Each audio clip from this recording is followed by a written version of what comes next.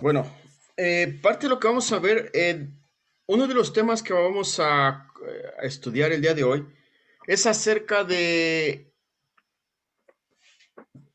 literalmente, o más bien hablando de lo mismo, este tema fue uno de los que ustedes eligieron en la reunión de varones cuando hicimos el asado y fue de los que propusieron para poder estudiar. Ahora, parte de lo que vamos a ver es a tratar de hacerlo más dinámico para no que no se forme más tedioso. Es un buen tema, pero siempre hay como, no temor, pero siempre como incertidumbre, porque hay gente, hay grupos que son muy cerrados y les da temor hablar de estos temas contemporáneos, porque argumentan erróneamente que mientras no sea un tema bíblico o que no sea la base de la Biblia, es como perder el tiempo. Yo lo encuentro una necedad y yo creo que de verdad desconocimiento, porque muchos de estos temas que son contemporáneos, vamos a llamarlo así, eh, todos pueden adaptarse, no adaptarse más bien, todos pueden refutarse con Biblia, pero les digo, hay grupos, de hecho el pastor les llama ortodoxos, que son ortodoxos como ultra conservadores que mientras no hables solamente de la Biblia, todo lo demás es casi, casi demoníaco. Ya entonces no es la idea es realmente, vamos a ver por varios pasajes de lo que estamos viendo, cómo este tema es importante dentro del ambiente cristiano y muchas veces el cristiano no sabe refutar o no sabe conversar acerca de su fe. Entonces, Ay, no, por acá en el estudio.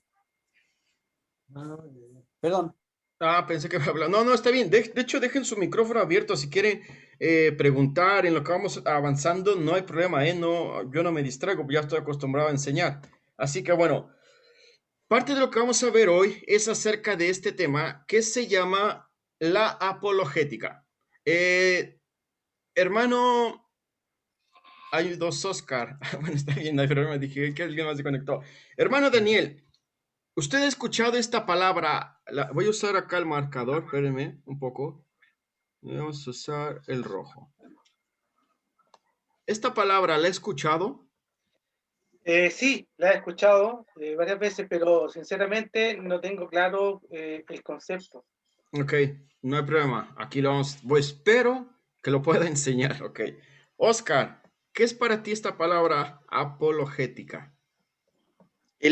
Bueno, como dice ahí, pues, la defensa de la fe, Ok. la argumentación. Yo había escuchado una vez que esto era una especie de pre-evangelismo. O sea, es Mm, muy difícil llegar con el evangelio directo a alguien que, por ejemplo, es ateo. sí.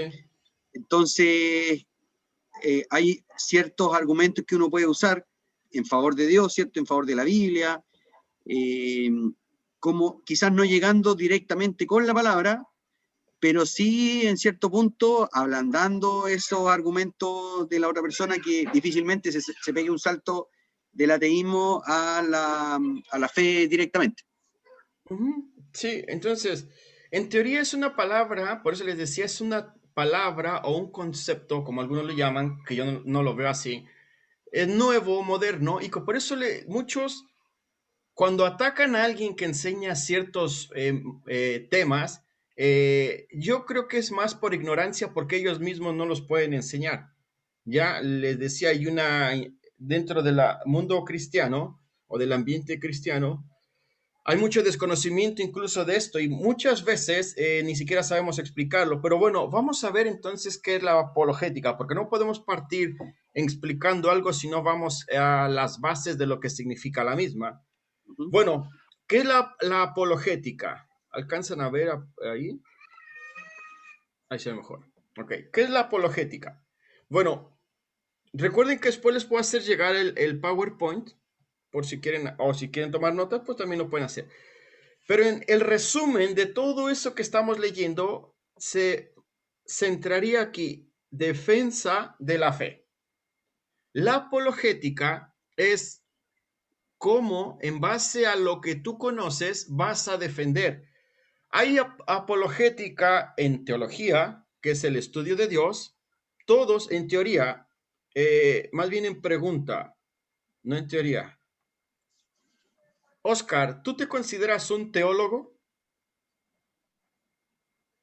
No. Ok. Solo pregunta más sí, no. Y después vamos a la contrapregunta. ¿Mm? Hermano Daniel, ¿usted se considera teólogo? En cierta medida sí, Ok. Ahora vamos a ampliar. ¿Por qué usted se considera un teólogo? porque estoy siempre en busca de la palabra y en el estudio de la palabra. Ok. Oscar, muy bien. ¿Por qué tú no te consideras teólogo? Mira, a pesar de tener mucho, o sea, a pesar de tener más conocimiento que la mayoría de las personas acerca de la Biblia, eh, creo que la categoría de teólogo tiene que ver más con la dedicación al estudio de la palabra como tal y no sé, yo lo veo así, más que todo, Ok, como que es una profesión al final. ya. Error. ¿Qué? Todos los creyentes somos teólogos. Ese es otro concepto que atacan las iglesias de los teólogos. Pero ¿qué es la teología? Teos o theos es Dios. Logos es el estudio de Dios. ¿Dónde vamos a conocer a Dios? En la Biblia. Entonces, aunque sea una palabra que no le gusten a los grupos ortodoxos, todos los creyentes, ojo, todos los que hemos creído en Jesucristo como nuestro Salvador y que leemos la Biblia, somos teólogos. Dentro de este rango, dentro de estos parámetros, hay teólogos que tienen mucho conocimiento y hay teólogos que se acaban de convertir quizás hace 5 minutos, pero tienen cierto conocimiento, al menos básico, de Dios. Entonces, otro error que se comete en las iglesias cristianas: todo creyente es un teólogo. Dentro de los institutos bíblicos, yo también se ataca a institutos bíblicos por desconocimiento de qué es un instituto bíblico. Los institutos bíblicos solamente imparten conocimiento. Las iglesias locales son las que ordenan pastores y lo vemos desde Hechos capítulo 13. Entonces, erróneamente también en algunos institutos, al menos donde yo estudié, nunca me enseñaron eso. Siempre me dijeron, aquí tú vas a aprender algo de la Biblia, pero eso no te hace superior a nadie, solamente te da un poco de conocimiento. Entonces, la teología o los teólogos son llamados todos aquellos creyentes que estudian de Dios. Entonces, si usted escucha que alguien dice, es que él es teólogo, dice, sí, yo también, pero él estudió. Bueno, hola, hola, ¿cómo estás? Él es teólogo, sí, porque está preparándose más, pero de alguna forma todos estamos dentro del mismo rango de teólogos. Entonces, cambien ese chip, al menos les digo, en donde yo estudié, basado en lo que significa la palabra teología, todos los creyentes lo somos, ¿ok? Entonces, esta palabra tiene una explicación muy interesante y miren, vamos a ir acá, no vamos a leer todo. Y busca, Oscar, Primera de Pedro 5:8 y lee, por favor. ¿Tienes tu Biblia a la mano? Puede ser celular, si la tienes impresa, como te sea más fácil. Si te lo sabes de memoria, mejor.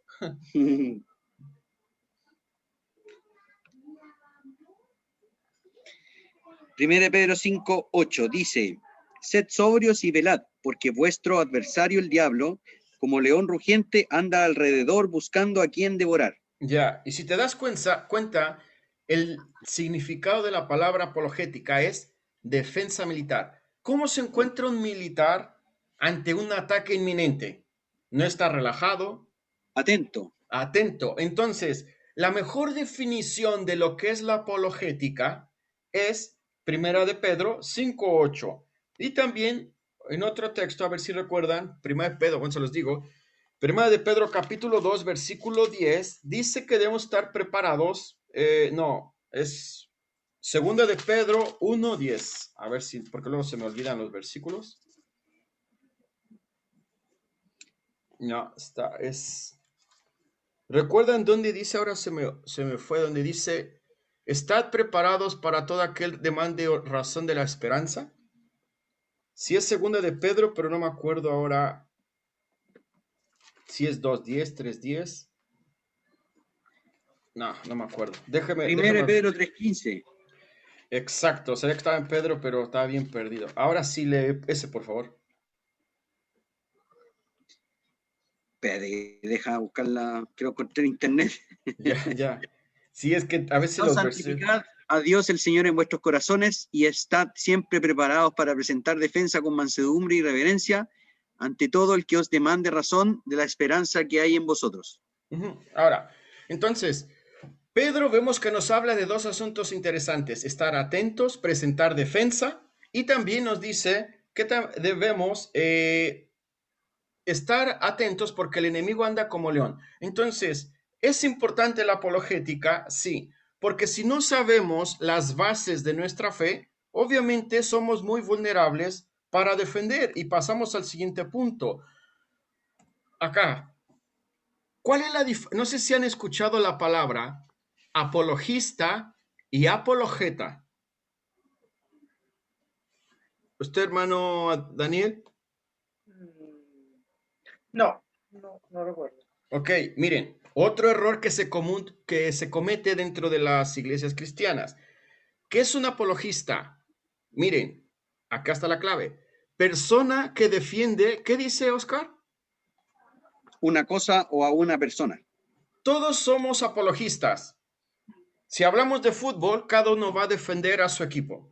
Si hablamos de partidos políticos, cada uno va a defender. Entonces, en alguna medida, todos somos apologistas. Pero vamos a ver esta otra palabra, apologeta. Ahora, hermano Daniel, ¿qué defiende aunque se enfoca el apologeta? Se lo marqué allí. Defender entonces la escritura, la palabra. Sí, todo lo religioso. Usted es apologeta cristiano. Puede haber apologetas budistas, puede haber apologetas musulmanes, hindús, porque el apologeta es aquella persona que defiende algo religioso. Los católicos son apologetas porque ellos defienden dentro, vamos a resumirlo así, la adoración a los santos. Nosotros somos apologetas y no refutamos la adoración a los santos, pero tanto católicos, cristianos, budistas, musulmanes, todos defienden su fe porque es algo religioso, ¿ok? Entonces, otro aspecto importante, todos somos apologistas, sí, creyentes e incrédulos. Solamente los creyentes, vamos a enfocarlo así, son apologetas. Entonces, otro error, usted puede conversar con cualquier creyente y le dice, ¿tú eres apologista? Claro, defiendo mi fe. Y dice, bueno, sí, la apologética sé que es, pero apologista no es lo mismo que apologeta. Entonces, corrijan, ¿ya? Es porque en algún momento, de hecho, una vez, uno de los comentarios que suelen hacer algunos católicos es que nosotros, los creyentes, nos jactamos de tanto conocimiento bíblico, pero ni siquiera sabemos utilizar la lengua castellana. Y aquí les aparecen de la fuente de donde yo saqué las dos definiciones. Interesante. La Real Academia Española, de hecho, esta palabra sí aparece apologeta, pero me llamó la atención que cuando uno busca la palabra apologista en la Real Academia Española, no da la definición como lo da el diccionario Larousse. Entonces se me hizo interesante, por eso que si ustedes dicen, no, a ver, voy a buscar en el diccionario de la Academia Española, va a decir, no, apologeta y apologista es lo mismo, ¿sí?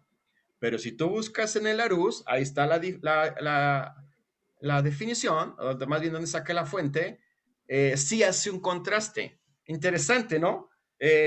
No sé si tenga que ver manipulación humana, no sé, no, yo no creo en las teorías conspiracionales, para mí eso no tiene sentido, pero interesante cómo ya forman un criterio, ¿ya? Ok, pero vamos a avanzar porque quizás hay más importancia en lo que vamos a ver de Biblia, pero quedan las bases de apologética. ¿Alguna duda? Solamente la palabra apologética, perdón, ¿no? La definición entre Estamos bien, apologista y apologeta. estamos bien. Sí, ok, bueno, vamos a avanzar. Entonces la pregunta es, ¿qué defendemos? Hermano Daniel, ya basado en esto, enfócalo ahora dentro del cristianismo. ¿Por qué somos apologetas y qué defendemos? Defendemos en primer lugar la palabra, la Biblia, nuestros estatutos, y defendemos, ¿no es cierto?, nuestra fe en Jesucristo, que es nuestro Señor y Salvador. Ok, Oscar, ¿por qué lo hacemos? ¿Por qué lo hacemos? Porque, por un lado, creemos que es verdadero, Ajá, por otro, pensamos que le hace bien al prójimo. ok, se ve muy oscuro ya. Muy bien, el que quiera puede responder. Simón, no. ¿Y qué pasa si no lo hacemos, si no defendemos nuestra fe? Estamos faltando a un mandato bíblico que nuestro Señor nos dejó en predicar la palabra siempre, en todo el mundo. Ujú. Mm.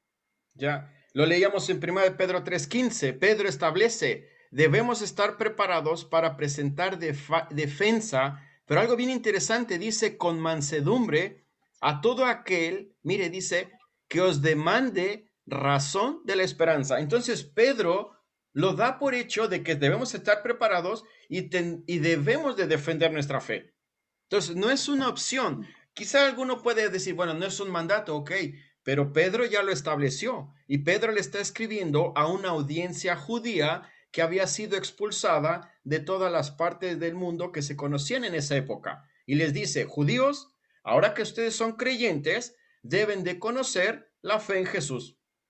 Entonces es interesante, vemos a Pedro que niega al Señor, vemos a Pedro que es uno de los primeros que trabaja con Pablo. Y vemos a un Pedro que va evolucionando en su fe, evolucionando o avanzando en su fe, cambiemos la palabra si les causa conflicto. Pero llega un punto que cuando escribe primera y segunda de Pedro, yo veo un Pedro súper maduro y yo digo, este es el que eligió el Señor para prepararlo. Y en el proceso yo veo a un Pedro con debilidades como las podríamos tener cualquiera, pero en el proceso veo la soberanía o la autoridad de Dios obrando en la vida de Pedro. Entonces, interesante, ¿no? Que él mismo dice, debes de estar preparado, debes conocer tu Biblia y debes de hacerlo. Entonces, interesante. Ahora, lo vimos acá y mire, se me pasó y lo tenía yo aquí escrito. Bueno, ya lo vimos. Otra cosa importante, vamos a partir con algunos aspectos interesantes de nuestra fe. La respuesta que yo quiero preguntar, miren, yo no hago preguntas capciosas, todas las preguntas que yo hago son, no tienen nunca el lado de la famosa pillería, es una pregunta concreta y por eso lo hago. Hermano Daniel, para usted, ¿la Biblia contiene o es la palabra de Dios? Es la palabra de Dios. ¿Ya? Oscar, para ti la Biblia, la que tengas en la mano, la de las Américas, la 60, la que te guste, o otra versión, ¿contiene o es la palabra de Dios? Yo creo que es. Ok. ¿Cuál es la diferencia entre contener y ser la palabra de Dios? ¿Hay diferencia? Sí, porque al final, si contiene la palabra de Dios, pueden haber otras opciones también. O sea, Dios no solo se reveló en la Biblia, sino que se pudo haber revelado a través de otros mecanismos que pueden ser válidos igual. Y en cierto punto yo creo que para todo este tipo de cosas uno igual las puede cuestionar, ¿cierto? Y la búsqueda, y puede estar buscando, pero al final de todo igual la base va a ser la fe. Y así, no sé, o sea, si es que la Biblia contuviera la palabra de Dios y no fuera suficiente, posiblemente también el Corán sería la palabra de Dios, por ejemplo. Uh-huh. O los escritos de José Smith, o los escritos de Elena de White. ¿Te fijas? Entonces, por eso claramente hay un tema de fe, pero en mi parecer, ¿cierto? Prefiero pensar de que la Biblia es la única revelación. Ok, hermano Daniel.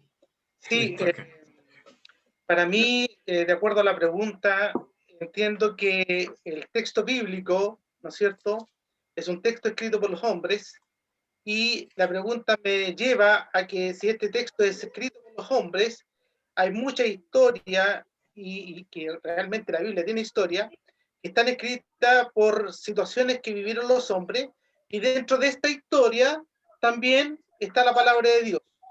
Y yo creo que toda la palabra es escrita y revelación divina. Ok, sí. Miren, la diferencia es esta. Están claros, creemos lo mismo. La Biblia es la palabra de Dios. Todos hemos visto un tratado evangelístico. ¿Sí, no?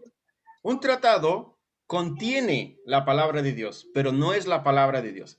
Ahora, otro error que cometen muchos creyentes, y la misma Biblia se encarga de ayudarnos. Miren, Oscar, busca 2 Timoteo 3:16, y hermano Daniel, usted va a buscar Hebreos 4:12, si se lo saben de memoria también, pero vamos a definir qué es la palabra revelación. 2 Timoteo 3:16, Oscar, por favor.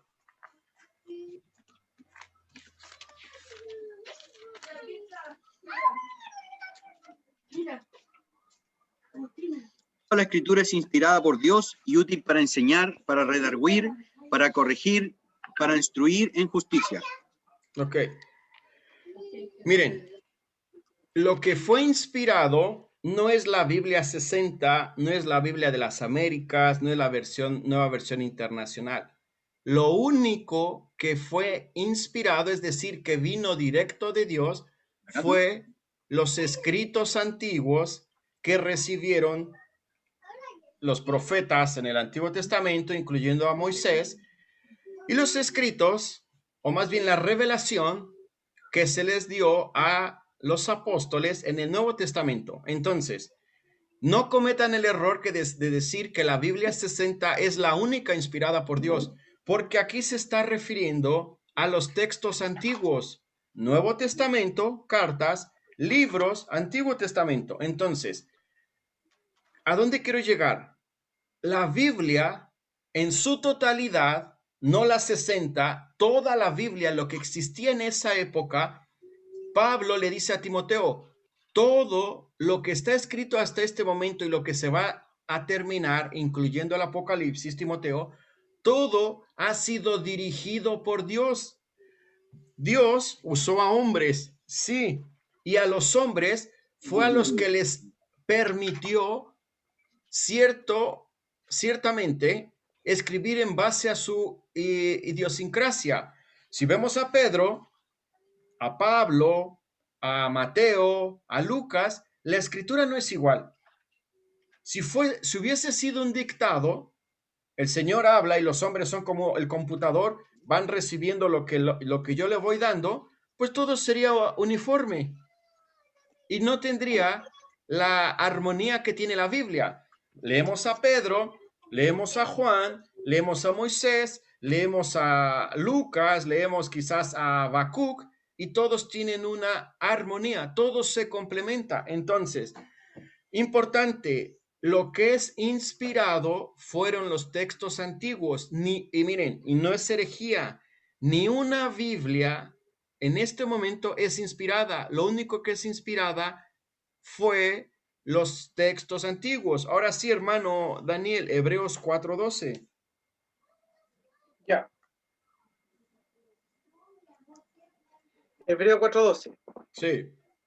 Porque la palabra de Dios es viva y eficaz y más cortante que toda espada de dos filos, y penetra hasta partir el alma y el espíritu, las coyunturas y los tuétanos, y discierne los pensamientos y las intenciones del corazón. Exacto. Entonces, aquí el escritor, no sabemos quién fue, quien escribió Hebreos, no está diciendo que la Biblia, está comparando a la Biblia con una espada, pero no está diciendo que es una espada. Ni tampoco está diciendo,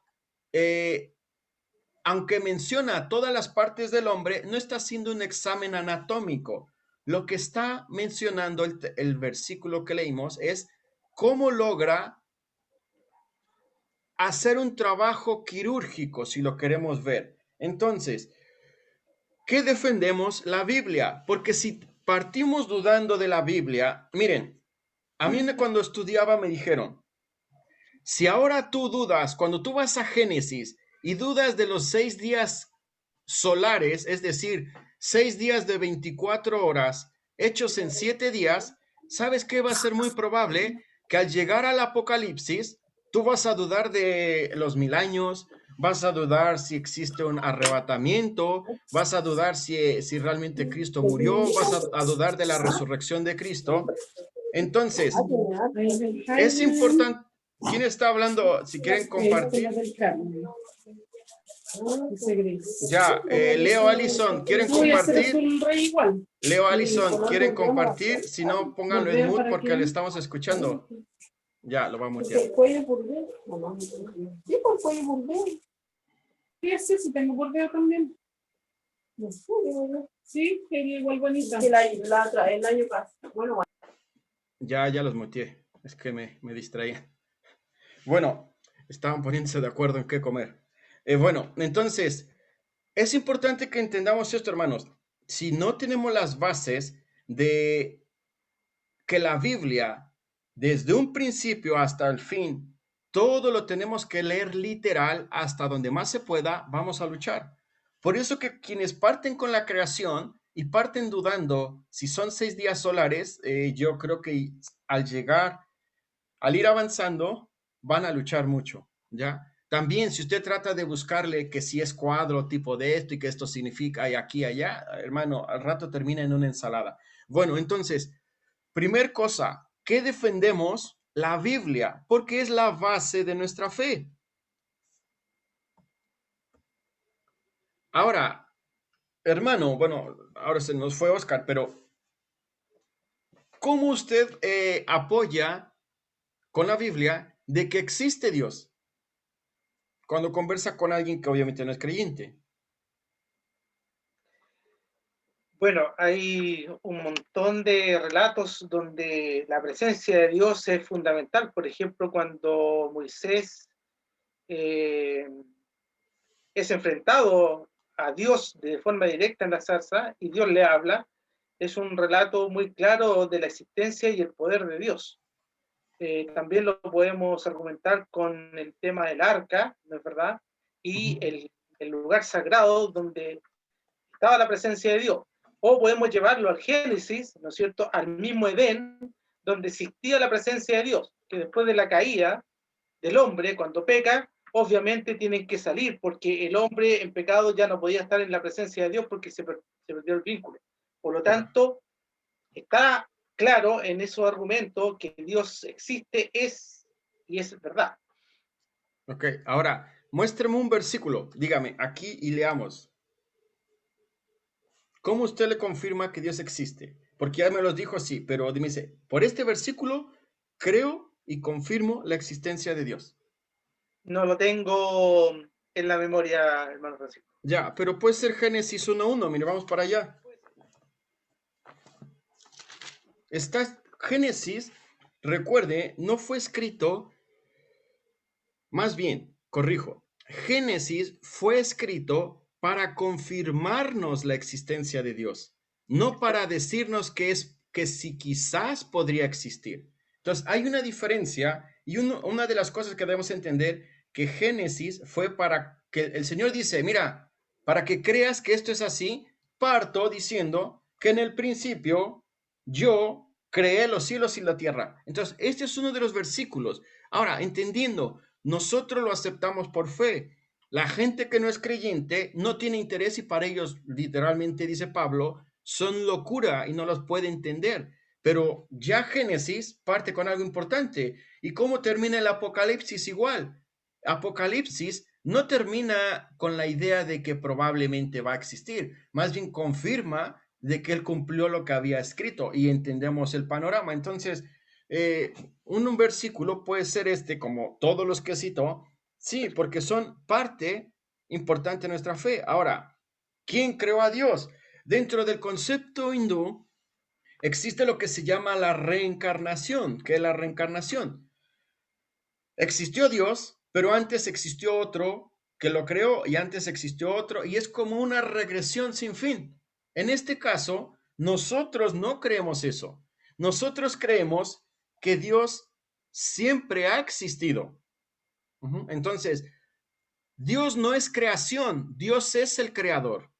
¿Y quién creó a Dios? Dentro de la antropología, del estudio del ser humano, hablando secularmente o bíblicamente, se dice, no, es que el hombre necesitaba adorar a alguien. Dice, bueno, desde el punto de vista humano, así es. Y eso es lo que cree el hombre. Desde el punto de vista bíblico, no. Dios crea al hombre. Y lo vemos Génesis capítulo 1, versículo 26-27, con la creación del hombre en el sexto día. Mire, leímos Génesis 1:1. Y hermano Daniel, Juan 1, versículo 1 al 3. Mire, este también nos va a apoyar entre unos de varios textos. Juan. Capítulo 1, acá está, versículo 1 al 3.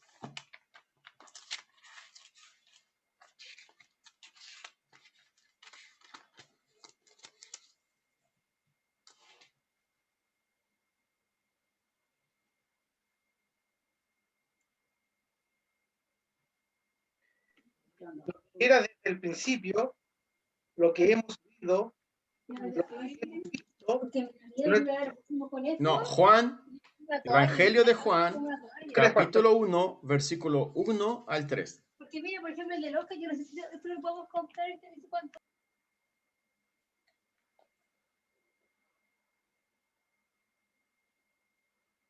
Ah, perfecto. En el principio era el verbo y el verbo era con Dios. ¿Verdad? Sí, hasta el 3. Era Dios. Este era en el principio con Dios. Todas las cosas por Él fueron hechas y sin Él nada de lo que ha sido hecho fue hecho. Ok, entonces, aquí Juan, tanto Génesis, que es un versículo paralelo que se suele llamar, está confirmando, les decía, la existencia de Dios. Juan no tiene como meta, más bien, considerar de que no puede existir. No, Juan tiene todo el argumento para decir, no, no es que no pueda existir, más bien yo estoy confirmando que sí existe. ¿Ok? Y vamos a ver otro texto, miren, 1 Corintios 8:6, ese lo leo yo. 1 Corintios, sí. Tiene una conexión directa con el Génesis, porque aquí Juan es como si estuviera repitiendo, ¿no es cierto? Y haciendo un paralelo entre Génesis y el libro de Juan. Sí, eso fue lo que les decía. Dentro del estudio bíblico es lo que se les llama pasajes paralelos que tienen relación, que es como si Génesis literalmente se estuviera repitiendo, como usted lo mencionó, por Juan. Por eso se llama pasajes paralelos. No se contradicen, está escrito casi similar, pero apoyan la misma idea. Ajá. Ok, entonces está bien. Ahora miren, 1 Corintios 8:6, vean cómo, de la siguiente manera, como lo dice. Yo lo leo, ya, Pancho. Dale. Para nosotros, sin embargo, solo hay un Dios, el Padre, del cual proceden todas las cosas, y nosotros somos para Él, y un Señor, Jesucristo, por medio del cual son todas las cosas, y nosotros por medio de Él. Igual, aquí cuando Pablo se acerca a los Corintios, en el capítulo 8, ellos estaban luchando con algo terrenal, comer carne, tomar vino, y les dice, todo es de Dios. Dios ha creado todo y simplemente Dios es a quien debemos nuestra honra y adoración. Entonces, interesante cómo aquí Pablo también confirma e incluso va más allá. Y ahora dice, hemos visto o hemos creído en Jesús como el propio Dios. Entonces, Pablo establece que Dios existe, como lo hizo Juan, como lo hizo Moisés y como lo hacen profetas y apóstoles, Antiguo y Nuevo Testamento. Entonces, eso defendemos. Vamos ya a dos cosas. Defendemos Biblia, defendemos a Dios. Ahora, dentro de esto hay una materia que se ve en 4 meses. Yo traté todo esto de resumirlo en 5 puntos, así que se me van a ir muchas cosas, pero traté de ser lo más específico.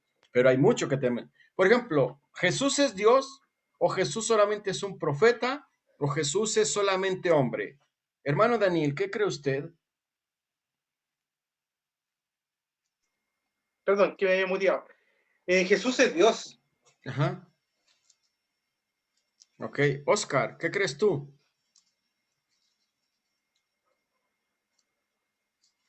Que sí. Jesús es Dios. Ya. Ahora la pregunta es, otra pregunta. ¿Era solamente un hombre o era Dios? 50 y 50, 80-20, 60-40 y sigan con los números porque ya no sé. ¿Qué parte cuando estuvo en la tierra era divina y qué parte era terrenal o siempre o fueron dos naturalezas como se les llama? ¿Qué creen, hermano Daniel? Que tenía una naturaleza hombre por el sufrimiento que él tenía que sentir y padecer, pero también, por lo tanto, era hombre y Dios. Ajá. Muy bien. Oscar, ¿qué crees tú?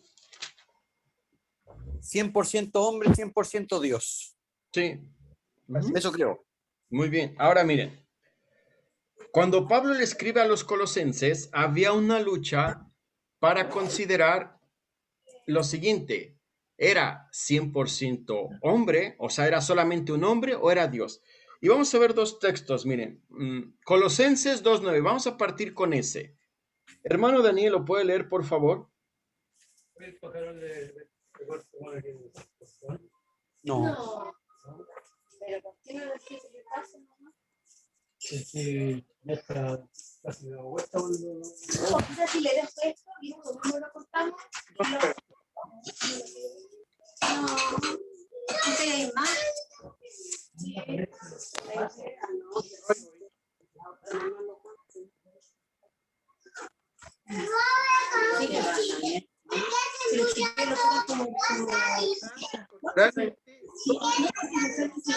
Permítame. Oscar, si ponen mute en lo que lee el hermano. Ya, perdón. Ya, ahora sí, hermano. Porque en él habita corporalmente toda la plenitud de la deidad. Ya, Colosenses establece algo. Colosenses dice, dentro de la persona de Cristo habita un lado humano y un divino. Miren, hay algo que algunas personas dicen que cuando Cristo estuvo en la tierra, Filipenses capítulo 2, versículos 10 al 14, más o menos, o del 9 al 14, cuando habla del desprendimiento. Y muchos erróneamente dicen, no, es que Dios dejó de ser, perdón, Jesús dejó de ser Dios cuando vino a la tierra. Y no, esa palabra de autolimitación significa simple y sencillamente que puso se autolimitó. Miren, vamos a verlo así. Piensen que imagínense esta escena. Hay un asalto en la calle y hay un policía que está de civil y él tiene toda la autoridad legal para repeler el ataque. Pero él dice, sí, voy a amagar o a agarrar al delincuente, pero no voy a usar ni la fuerza ni mi título como policía, gendarme, carabinero, lo que sea. Y él logra esposar y detener al delincuente. La pregunta es, ¿por ese hecho deja de ser una autoridad o lo hizo en el lado humano? Es decir, perdón, en el lado civil o lo hizo del lado legal. ¿Qué dominó allí? De acuerdo a la necesidad domina el uno del otro, porque es 100 y 100. O sea, es tanto un oficial con autoridad como una persona civil. Y es tanto así que si hubiese estado de un delito, actúa también. Ya, permítame. Ya, ahora sí, hermano. Ahora sí, dele, porque está... Que actúa de acuerdo a las circunstancias. Si necesita ser autoridad, esté con la vestimenta o no, como civil, igual puede ejercer, ¿no es cierto?, la autoridad sobre un hecho. Por lo tanto, en cualquiera de las dos instancias puede actuar de una u Sí, otra manera. exacto. Entonces, en Filipenses capítulo 2, versículo 7, cuando dice, se despojó, muchos cometen el error de decir, dejó de ser Dios. La palabra despojar significa autolimitación. Entonces, cuando dice que Cristo se despojó de sí mismo, es decir, se autolimitó. Por eso que Cristo, al estar en la humanidad, más bien, al estar en la tierra, era humano y era divino, pero nunca dominó una más que otra. Siempre fue las dos, porque como en el caso del policía, ¿qué ocurrió? Simplemente ambas se complementaron. Usted lo dijo, él pudo ejercer la autoridad legal y no afectaba nada. Él decidió usar la humana, la civil, perdón, tampoco afectó en nada. Lo mismo ocurre con Jesús. Él es Dios, o él era Dios, pero él era un hombre y muchos vemos que comió, no podemos entrar en detalles, pero comió, durmió, se entristeció, se cansó, lloró, pero también vemos como Dios calmó la tormenta, resucitó, sanó enfermos, no resucitó, pero le regresó la vida a su amigo Lázaro. Entonces vemos que no es tan limitado y defendemos eso. Jesús era un hombre porque nació de una virgen, Mateo 1, 21 al 23, y también murió, pero también era Dios. Y vimos el texto anterior, 1 Corintios 8, 6, que dice que en la persona de Jesús se confirma la existencia de Dios mismo. O dice, Juan 1, 14 dice, y aquel verbo se hizo carne y habitó entre nosotros, y vimos su gloria como del unigénito del Padre, lleno de gracia y de verdad. Entonces, se complementa. Juan 10:30. Mire, hermano Daniel, léalo, por favor.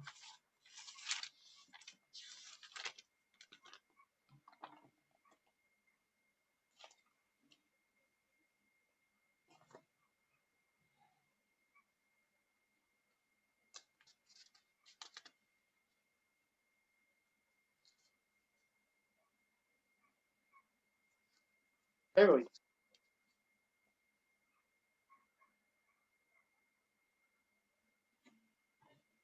Yo y el Padre uno somos. Ya, entonces, el Señor Jesucristo no está estableciendo que existe una posibilidad, está aclarando que Él es Dios, ¿ok?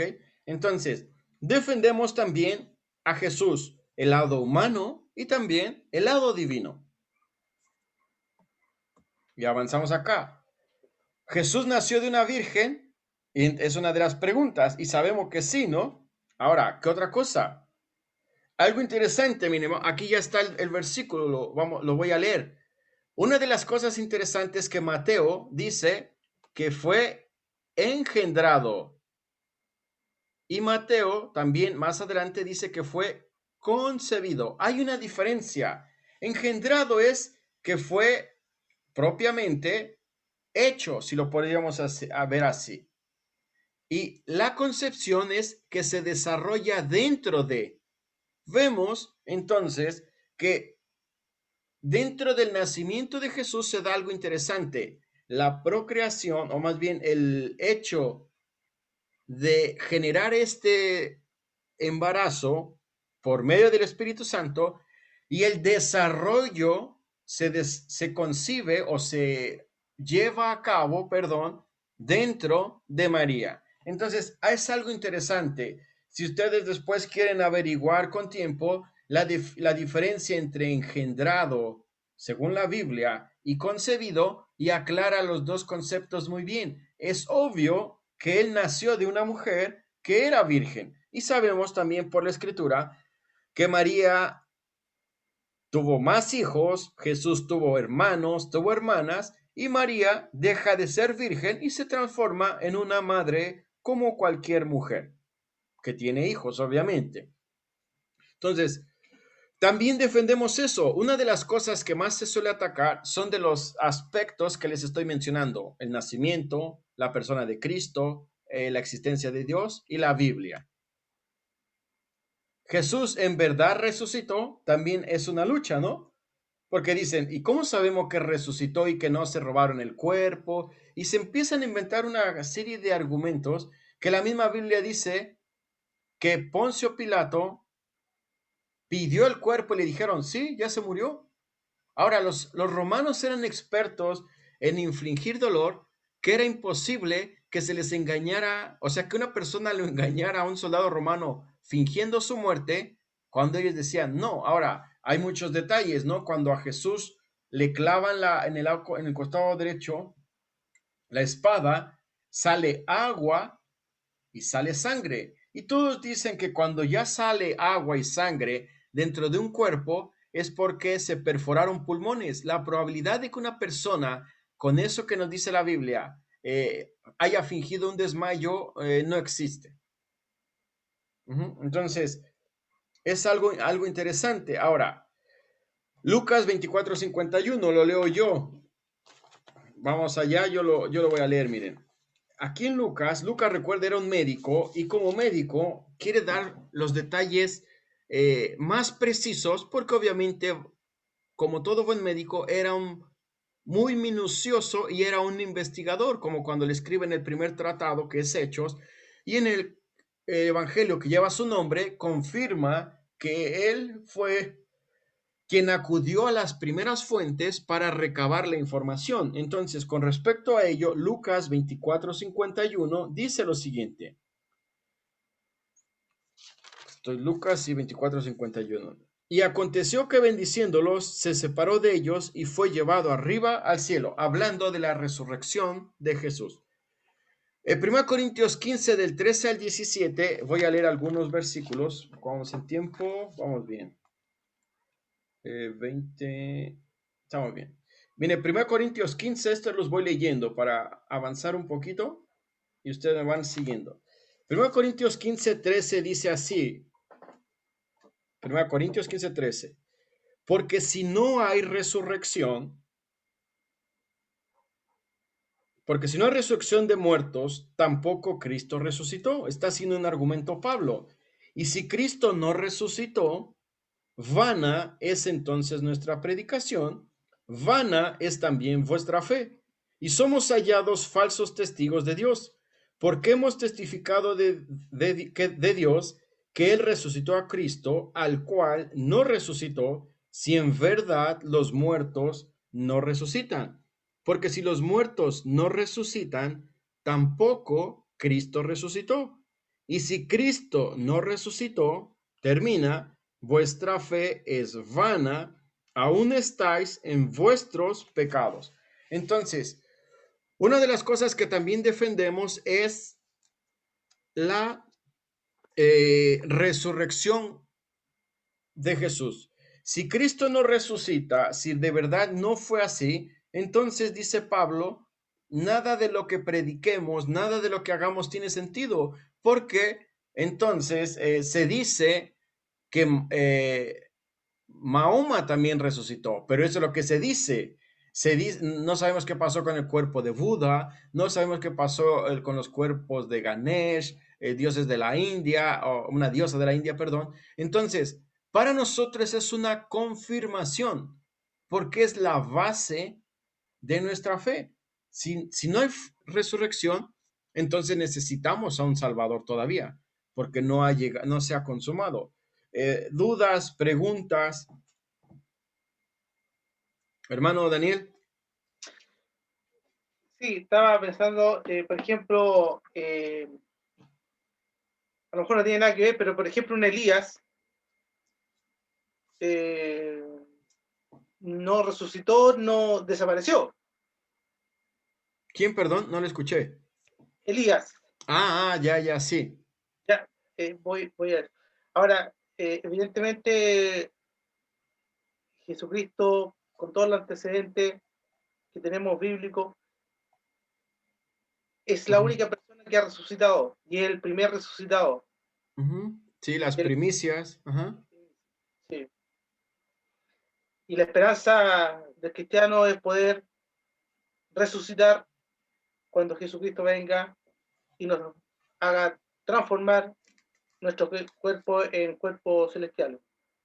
Exacto. Entonces, parte de lo que nosotros defendemos es esto. Es importante saber cómo refutar la resurrección. Si no sabemos refutar la resurrección, pues estamos muy débiles porque cualquiera nos puede, puede hacer pensar, oye, si es cierto y si de verdad se estaba desmayado por tanto dolor y quizás se robaron el cuerpo o quizás se fue a la India o lo que sea. Entonces, como no, pues ¿qué puede ser? Ahora, una de las cosas importantes que no podemos negar es que todo esto se acepta únicamente por fe. Porque yo no he visto la resurrección, no vi la resurrección de Cristo por cuestiones obvias. He escuchado acerca de la resurrección de Cristo solamente, pero para mí, por la obra del Espíritu Santo, es una prueba suficiente para afirmar mi fe. Aunque me dijeran, bueno, algunas veces se ha mencionado en el mundo, en la televisión, de que se ha encontrado el cuerpo o la probable tumba de Cristo y que el cuerpo de Cristo, y bueno, si para ellos eso es así, está bien. Para mí, Cristo, la tumba está vacía y puede ser cualquiera. ¿Ok? Entonces, defendemos también la resurrección de Cristo porque es parte importante de nuestra fe. Y estaríamos terminando. ¿Dudas? ¿Preguntas? Hay un argumento. También te voy a correr. Sí, dígame. Este es un tema muy largo. Sí, Hay estudios profundos que se pueden hacer. sí, es lo que les decía. Dentro de la apologética se crean argumentos para saber cómo defender la fe. Yo solamente me enfoqué en puntos que considero importantes que todo creyente debe saber. Por eso que me enfoqué en la Biblia, Dios, la persona de Cristo, el nacimiento virginal y la resurrección. Pero sí, obviamente, en 40 minutos, 45 minutos, es imposible hablar de algo que se estudia con 4 meses y aún así yo creo que no es suficiente, a mi parecer.